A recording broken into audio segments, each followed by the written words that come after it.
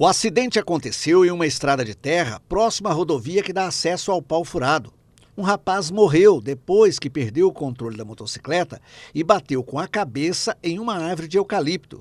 As informações repassadas por testemunhas aos policiais são de que o motociclista trafegava sentido contrário a dois rapazes que estavam em duas motocross.